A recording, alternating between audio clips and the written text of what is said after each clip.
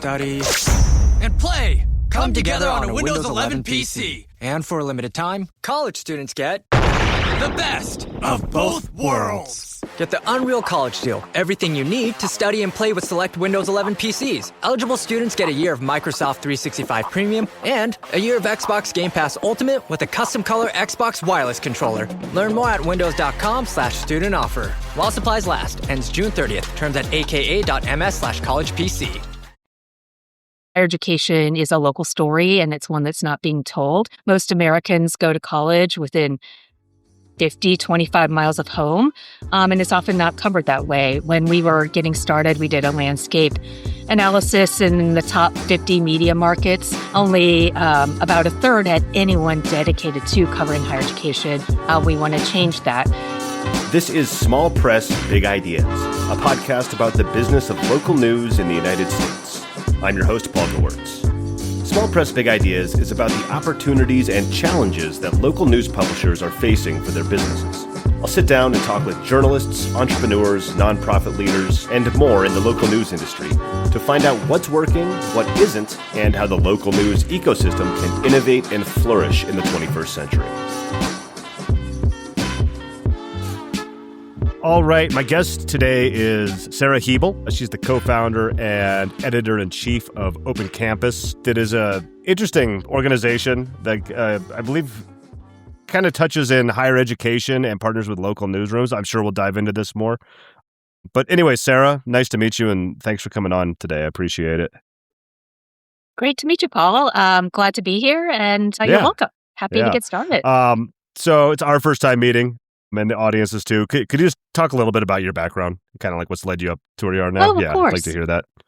Yeah, sure. I grew up in Indiana, and I'm the daughter of a couple of teachers. So from an early age, the power of education has been kind of drilled into me. So that is relevant to a lot of the work that I'm doing now at Open Campus. Fast forward a little bit to after college. I came out to Washington, D.C. I'm still in the D.C. area to cover Congress for a local news organization through my university program, Michigan City News Dispatch. I never thought I cared a ton about politics and policy beyond the normal person participating in democracy, but I really found it intriguing and powerful to connect the dots for people. Why does, this will date me, NAFTA and GATT affect a population in Northwest Indiana? Well, there are a bunch of steel workers, and it ties very clearly to its local economy.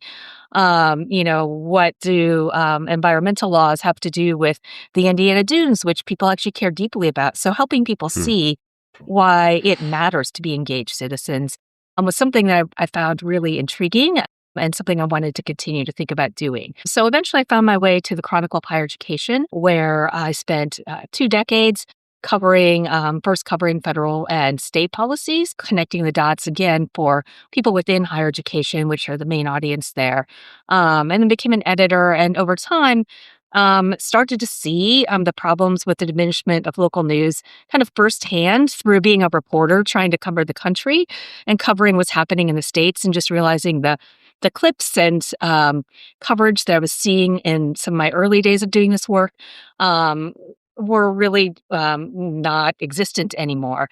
And so eventually, after a lot of time becoming an expert journalist in higher education, thought a lot about how to solve different problems, or how I could take that expertise and put them toward a different, create a different model for how to reach kind of the general public, and at the same time, try to be part of the solution of trying new things to try to reinvigorate local news. Very cool. And very cool setup. Could you talk a little bit about Open Campus? Just kind of what you were thinking when it kind of got founded. You touched on that a little bit, and just what the organization kind of does now, your day-to-day there, et cetera. Yeah, absolutely. I mean, what we start out saying is that, higher education is a local story, and it's one that's not being told. Most Americans go to college within 50, 25 miles of home, and it's often not covered that way. When we were getting started, we did a landscape analysis in the top 50 media markets. Only about a third had anyone dedicated to covering higher education. We want to change that. On the other side, or the other issue that I talked about in terms of how we contribute to thinking about the evolving journalism world to try to rebuild trust, sorry, counter mistrust, rebuild trust, and build on some of the exciting new things that we saw happening in the local news space. We thought a lot about what a collaborative model would look like that would strengthen the quality and the support for the journalism, public policy journalism in particular, that's being done in cities and states. So, we at our core think about mirroring or combining the expertise that we have on a subject matter, which is higher education, with the expertise that local newsrooms have on place, right? They know their communities, they know the sources, they know where bodies are buried, they know what people care about. We know where data lies, where what national experts might be great at putting a local thing in a national context. We know that a lot of local newsrooms are really stressed in terms of bandwidth, and they just don't have have editors who have expertise on all of the topics that they're covering. How could we come in and be part of a solution for them to expand the way they work and to cover the civic actors that really matter for their communities? And so for us, it shapes the future of families, of communities, of economies. I think that a lot of people don't sort of see the expansive view of higher ed when we first talk with them about partnering with us on this beat. But then once you start to do it, one news editor told me, I'm starting to see this as a horizontal subject matter as opposed to a vertical one. It touches on economic development. It touches on economic opportunity, on social mobility, on equity, on and more educated citizens have, demonstrated more civic engagement, healthier populations. So a lot of reasons to be writing more about these powerful actors, and that's what we're helping people do. Very cool. And yeah, you talked about bringing your kind of subject matter expertise and partnering with these local newsrooms. That's kind of what was my next question on there. And I was also looking at your site kind of right before we hopped on and now, and it says it on there too. We don't set up separate bureaus and cities. We form deep partnerships with existing newsrooms, like you said, combining subject matter knowledge and local understanding. Really cool model. Can you dive into the mechanics a little bit of how those kind of partnerships are structured and how they work? This podcast is listened to mostly by local media folks and stuff, so I think it might be interesting for them to kind of hear that. Yeah, happy to do that. And we now are in 18. We work with 18 partner newsrooms right now, and we are beginning to expand into covering community colleges specifically. Over the next several years as well. We talk about them as the most local, least scrutinized institutions. We looked at a lot of the higher ed coverage to the extent higher ed coverage exists in major news outlets, and only 8% of stories in 2024, I think was the year we looked at, were about community colleges, and most of them were new trustee elected or something very bare bones. So that is one particular area where we're expanding and growing our partnerships starting this year into the next several. So for now, we're in the 18 partner newsrooms, and again, the reporter is the employee of the local newsroom. We want them to be, like any of their colleagues who sit next to them at their desks in Mississippi or Ohio, Texas, or wherever, that they are they are working like any other full-time employee at those publications. We both co-publish the stories, and we are working very closely with that reporter that's been assigned to cover higher education and their editor. We do every other week meetings with editors. We have them in our open campus Slack. We have trainings. We do monthly workshops where we bring hired experts to talk about student loan debt or workforce Pell or whatever the latest thing is that a lot of people are trying to cover it in their local realms. And we bring everybody together for an annual in-person summit as well. So in the big picture, that's how we work. Collaborations I think are really exciting. They're tricky and hard, but I think in the end, they are what can make journalism really great. And this is a hard business to be in right now. And the more that we can build on each other's strengths and combine those, I think the better off that we and as an industry are, and also the readers are gaining from that as well. So, and I'll mention like another aspect of this that I think is really important to us and that the reporters we work with have found to be really valuable as well is that we're trying to also on our side create a community of camaraderie and shared expertise. These reporters are, isolated in different spots across the country trying to cover a complicated Mhm. topic, one that is getting ever more complicated. Higher education right now is under kind of unprecedented attack from the federal government, a lot of state governments, and also like the journalism industry is trying to rebuild trust with a lot of the public.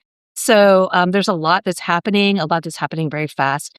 And so to have one another to help each other through roadblocks, help, share story tips, talk about who are great sources and who aren't, like all the mechanics of doing the work. I think the people find that immensely valuable in doing better work. And then just a really helpful, sense of building a second newsroom that they are part of. And I'm really excited by how that's developed as we've grown. And I think, what we hear from our reporters bears that out. So this is another thing that we saw, like my co-founder and I were both at the Chronicle of Higher Education for a long time. It's a newsroom of 65 people Hmm. covering higher education, which is kind of crazy to say. And so we saw the power of that, the enrollment management expert talking to the residential pay expert, talking to the free speech guru. And so having the power of peers is something we wanted to do, see what we could create in a different way with combining local reporters across the country to engage and share with one another. It's cool. It's a very cool model. I like talking to people that are experts on a certain topic because coming into this conversation, I never, like, community colleges would not have been on my radar, like, at all. As somebody who doesn't pay attention to this stuff at all, but just like little. You're not right. alone, but I can throw out all the stats, but 2/5 of Americans who are going Yeah. to college are at a community sense, college, yeah. right? And right as the conversation continues to build around short-term credentials, the value of degrees, skills gaps in job markets, community colleges are at the center of how well or not those are being filled. And I think a lot of times the experience of most people with higher education or college ends up being through a community college, or maybe not most, but a significant portion of.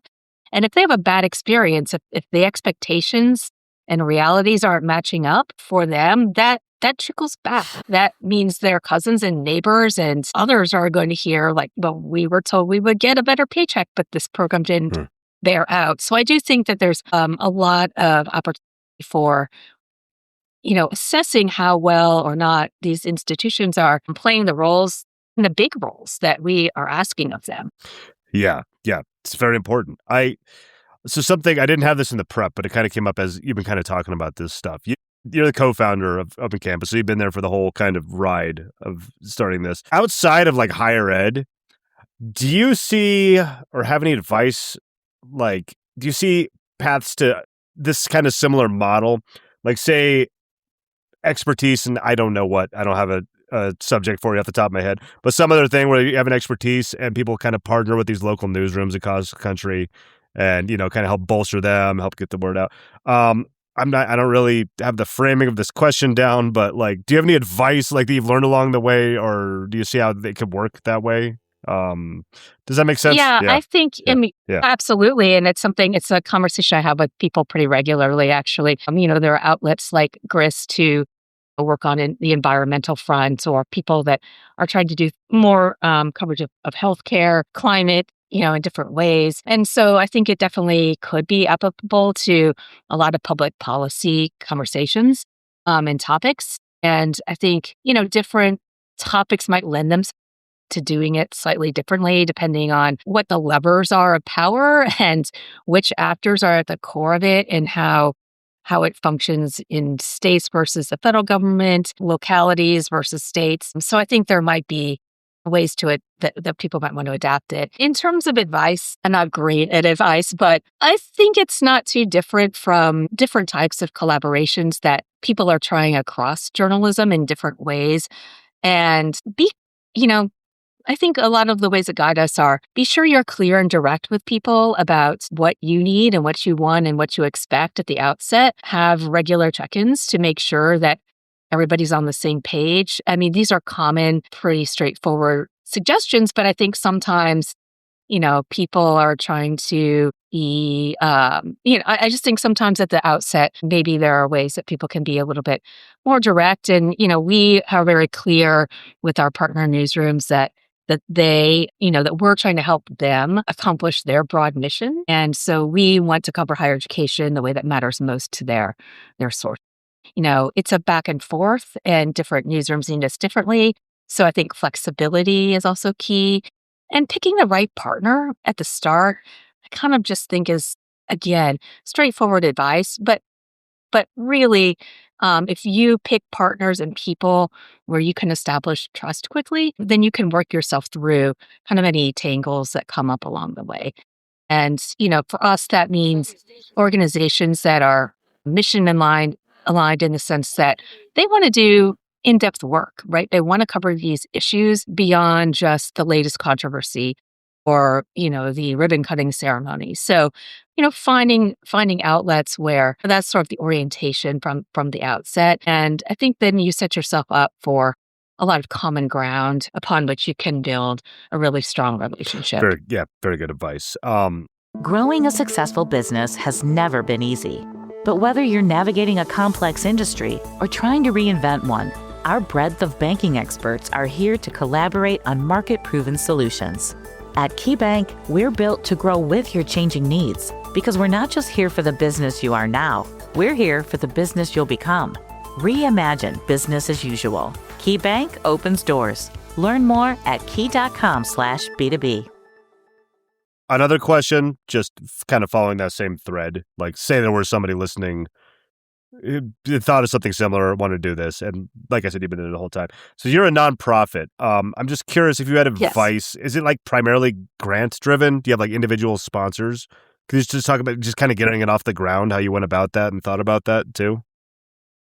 Yeah, we saw the growth of local nonprofit news that had been happening kind of a decade or so leading up to when we founded Open Campus in 2019, and really thought that there was a lot of promise to that model. And so that is where we jumped into the scene and then tried to make a go of it. Right now, yes, we are very heavily funded by philanthropy. We have, more than a dozen different foundations that currently fund us. And that has been at the core of our funding model. That being said, we absolutely, one of our key priorities is diversify our revenue. You'll hear that from people again and again and again. It's easier said than done. How do you get to, individual, grow your individual donor base, figure out what our earned revenue strategy can be. We do try to diversify the types of foundations we get money from. We get money from higher ed oriented ones, journalism oriented ones, local, regional, and national ones. And part of our model too is helping local newsrooms unlock dollars in their own regions and states. And I think that's, something we're excited about. We've sent, millions of dollars directly to these local partners to help them fund a portion of the cost of putting a person on this beat.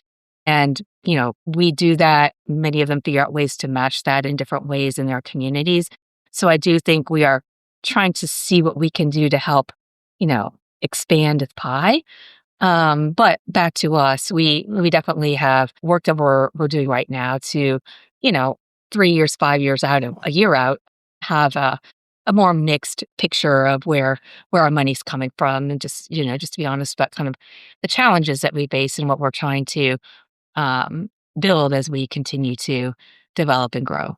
Very cool. Yeah, thanks. It's just it's a practical thing of like if for other folks. So I appreciate you sharing that with us. So AI, we got to talk about AI. I usually ask people just about how they're using AI in their newsrooms because it's typically publishers or something on here. But I might pivot that a little bit since you're a kind of a subject matter expert with higher ed, because I'm sure that just I kind of take in through the ether I'm sure that's a big talking point amongst educational higher ed organizations. First of all, how is it affecting your organization? But also, what are the kind of the conversations maybe from like in the higher ed space, like, there's people saying that AI is going to wipe out half of the white collar jobs out there or something. And I'm just curious if you have any interesting tidbits kind of from that arena that I don't normally get on this podcast. Yeah, I know. I was at a conference of a lot of college leaders a week or two ago, and obviously this was a big topic of conversation in a lot of forums. And I actually have a lot of thoughts on it from some more of a newsroom perspective and journalism perspective too. But just to start with the question about higher education, look, I mean, you see the. I'm not going to tell you anything you don't already know about seeing kind of the range of thoughts about how professors should or shouldn't use it, and what college students should and shouldn't do, and how leaders think about it. But one person, whose thoughts kind of stood out to me, and she said this on LinkedIn, is Zakiya Smith Ellis, who is a longtime policy expert in higher education. She's worked in the Obama administration and the New Jersey governor's office and elsewhere. And one thing she said, she wrote a thing about this, but um, it's kind of more basic and just maybe not even related to higher education specifically, but more broadly speaking, like, if you can't manage humans, then you can't manage AI, right? And that AI is a bit of a mirror to us about how well we work as leaders. And a lot of people maybe just don't like what they see is kind of how she put it, right? Like, to make an engagement work well, as a leader of humans or as you're, chatting in an AI space, you need to be specific about, or articulate specifically what you need. You need to be good at building in checkpoints so that when things aren't going right, you as a leader can reorient. And I think sometimes people expect, I'll give you instructions and it'll be perfect on the first try. And that's not how people work. And that's clearly not how, is always working. And then, there's also a point she made, and she's like, we also have to let go of some control. There's a little bit of, right, the leaders that can't delegate. I've had that issue, I've doing work on that. The people who just want to do it all by themselves or think that they can do it all by themselves and that will be better, when really engaging with person or something else that gives you feedback and is a sounding board will actually make your ideas better. And so you're better off with doing that. So I don't know. I mean, of all of the things I heard, that struck me the most, because I do think that there are ways that our expectations of what we are getting back, in some cases need to be adjusted as we figure out how this fits into our workspaces and in our lives. In terms of journalism, I think this is the part of the show where I can shout out my co-founder, Scott Smallwood, who's our CEO, who has built a lot of tools for us and we're experimenting with in our newsroom to improve the work that we do, the quality of the work we do, and to do it more efficiently. And one of the latest tools we are now trying out, and again, this is all experiments, kind of fun if you look at it that way, is we have some new team members on both revenue and editorial sides. And what does it look like to feed in some key newsletters and reports and other things into a system he's built that then can create kind of a weekly summary or tip sheet for people in different roles in our organization to see what people continue to come up, what are they doing, how is the space evolving, and can really quickly say, hey, you new revenue person who wants leads, have these 5 people that seem to be very engaged in X conversation about the workforce. So if you're trying to talk to people about the workforce, that might be great. Or we have new leaders in our community college work. Some of them are newer to higher education. I could download what's in my head, but that takes time, and it's not systematic. It's a little bit, dependent on, who's in my head one day versus the next. And that's kind of random and fine. And I do that too. Don't get me wrong. But I think finding ways to, as Scott has sort of thought about, like how do you build a research assistant, right? That basically can help, again, expand our networks and find really quickly, a whole list of people that are doing interesting things in the world that we should be sure to be aware of. We might already be aware of them, but maybe it reminds us of somebody we once talked to, or tells us about a new company we just didn't know that was working on some of these issues. So, so I think we're doing that. And then in general, like I was sort of saying at the back to the Zakia points, right? That I mean, I think about it as a sounding board and somebody it's like an opportunity to really suss out my ideas and just get a different perspective on it. I do that with my colleagues who are very smart, but why not also have this? And I think other people may have given very specific tips on what they ask, Claude or whoever. This is probably something you've heard before, but one thing that's been really helpful, for example, in editing in terms of sounding boards or helping me spot things is really just to put a story in there and say, hey, I'm University X. What would their criticism be of this article? And just having like a feedback like that just helps me as an editor think a little bit more through if I'm trying to make this airtight and fair, help the reporter ask all of the questions that would make sense, or are there things in the reporter's notebook that might actually make the story stronger and give readers a better sense of the state of play that I'm missing? And some of it's not it's off the mark, but that's when I as a human come in and say like, I don't know about these, but this one point actually started resonating. What do we think about it? So I just gave you a whole stew of things about AI, but it's I think something that we're definitely engaging in and trying to harness in ways that again makes our work stronger, makes our work more efficient, and that just expands the insights we have into what we're doing. Yeah, very cool stuff. I liked a lot of that. I like the mirror metaphor. How it's a mirror for you. And then how you said, I like that. I haven't heard that example actually of, what would X organization, what would their criticism of this be?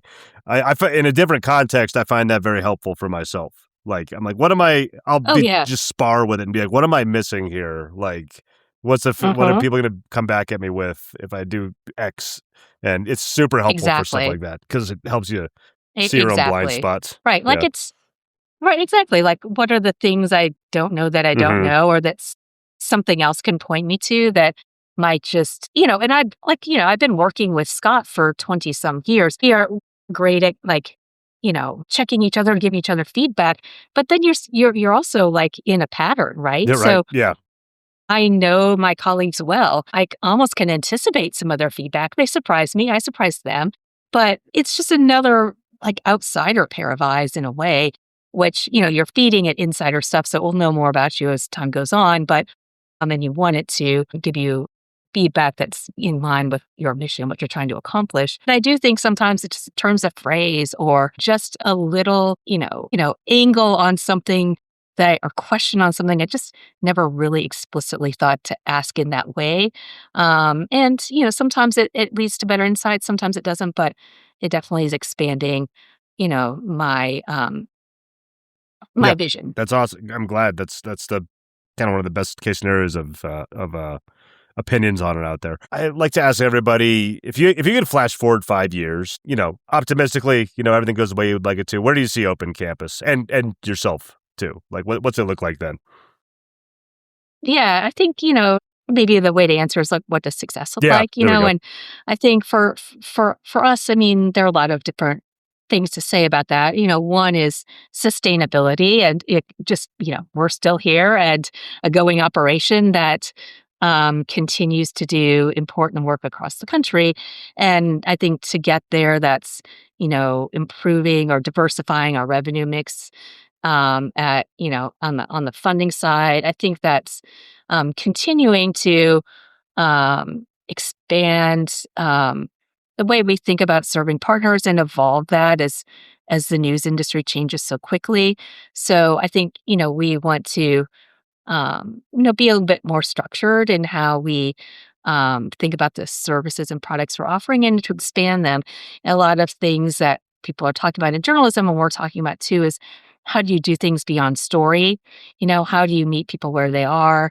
How do you continue to meet people where they are as they change where they are? And I think we all have a lot of work to do on those fronts. And Open Campus is definitely part of that. Like I would say that's something that we have been thinking a lot about. And we think a lot about news partners, and that's been sort of the core of how we're focusing the journalism that we do, what it means to get people better independent information that's locally oriented. But expanding that to now, and we've made some hires related to this to think about what community partners also look like when you think about distribution, when you think about partnering with people who might know a lot about what people's information needs are and are trusted community organizations, libraries, or individuals, pastors. I don't know who these people are in place to place exactly. Tons of experimentation that's happening across the local news industry is really exciting to be on that front. And I think in 5 years, if we are thriving, it's in part because we've been better about connecting with our audiences in these different communities in partnership with our newsrooms. A lot of times, we've been talking a little bit about the reporting fuels a lot of engagement and outreach, but I think it's becoming less of an end in and of itself, or needs to be less than an end in and of itself, where if you're really going to make a difference to people, help people see value in what you're doing, I think we need to do more work on translating it into different forms, and whether that's, the vertical video like people do, or whether that's an analog guide and community that gather information that way, whether that's a starter kit that's on a phone that helps people make decisions after high school, whether that's just listening sessions where you're creating feedback loops. So I think that's a long-winded way of saying that, 5 years from now, I think we want to make sure we are the lines between newsrooms and the general public that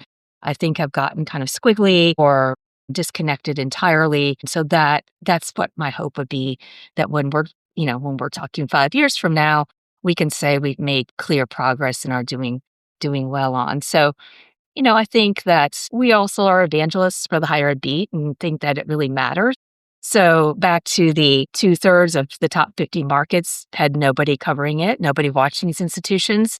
I hope that, we've made a dent in that statistic, and that, we are filling some of the deserts anyway on the topic area. And I do think the community college work specifically too, we are focusing a lot on investigative work as well as the community college work. And so I think also do more accountability-oriented journalism on average than we've been doing so far is something that I personally would love to see happening. But again, connecting that accountability back to communities and drawing the connections about why people should care. I mean, that's one thing that, people joke with me, I should have a tattoo on my forehead that says this, but what's at stake? Why are we doing this? Why are we writing this story? Be explicit about that. It's not only why are we writing this story, but why are we doing this work? And what does journalism need to accomplish? What do communities need us to accomplish? And how can we do that better? How can we meet those needs better? And starting with understanding the needs better is one obviously key aspect of doing it better. Very cool. Yeah, that's great. Sara, that's all I've got for you. Thank you so much for coming on here. Where can people find you online? What do you want me to link to or promote? Opencampus.org. Cool. All right. I'll link to that. Yeah. And we're working to we have an impact report. We're working to get that on our site. So maybe if that comes up before April, I will to you. I'll make a note to reach out before this goes out and see if that's up there. Okay. That'd be great. Cool. Awesome. Thank you. Sara, thank you so much. This is enlightening. Thank you. And hope you have a great day. Thanks, Paul. I joined the conversation. Really appreciate it. Thank you for listening to Small Press Big Ideas. You can subscribe on Apple Podcasts, Spotify, or wherever you listen to podcasts. If you'd like to help the show, the best thing you can do is to tell a friend or colleague and just take a few minutes to leave a rating and a review on whatever platform you're listening to right now. It only takes a minute out of your day, but it really does help the podcast grow and reach more ears. Check back for new episodes every Monday.